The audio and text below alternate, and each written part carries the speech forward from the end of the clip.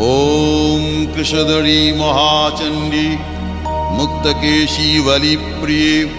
कुलाचार प्रसन्यास्ये नमस्ते शंकरप्रिये घोरदंष्ट्रे कोटराक्षी कीटी शब्द प्रसादिनी घोर घोर रवास्फारे नमस्ते चित्तवासिनी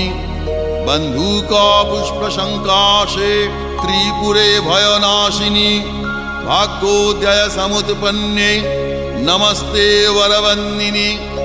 जय देवी जगद्धात्री त्रिपुराद्ये त्रिदेवते भक्तेभ्य वरदे देवी महिषग्नि नमोस्तुते घोर विघ्न विनाशाय कुलाचार समृद्धये नमामि वरदे देवी मुंडमाला विभूषणे रक्तधारा